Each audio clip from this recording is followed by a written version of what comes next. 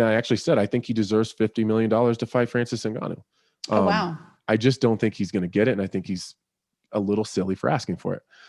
I feel like it's like a McDonald's worker that makes $15 an hour asking for a raise.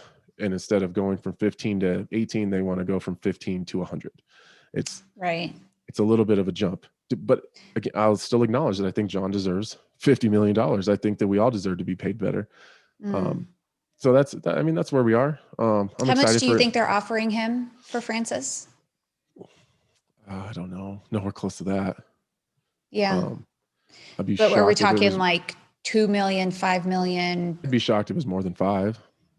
And we don't have to like it, but we all know the system. We know how the UFC operates. We know how their business works.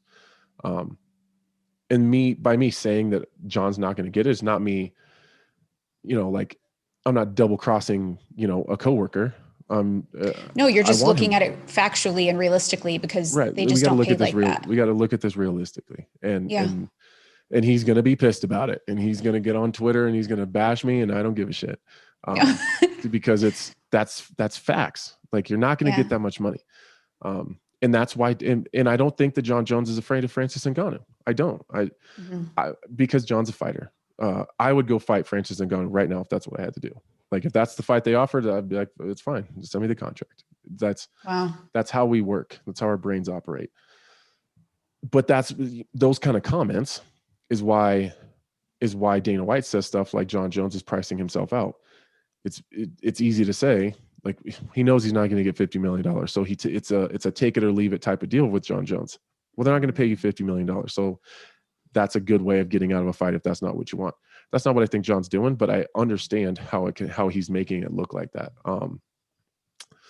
So I don't think that Jon's going to be the next fight. I think that it'll be Derek Lewis. To be super transparent, I think that's a better fight. I think it's more exciting.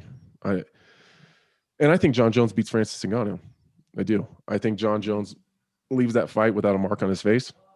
And I think that Francis Ngannou also leaves that fight without a mark on his face.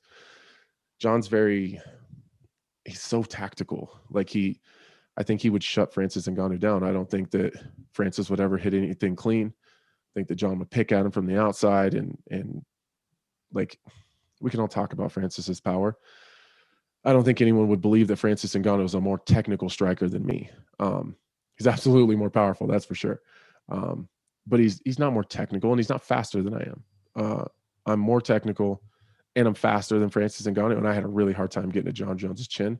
I had an even harder time getting to a spot where I could even begin to throw strikes to get to his chin. I don't think that Francis Ngannou is going to have any easier of a time doing it than I did. So,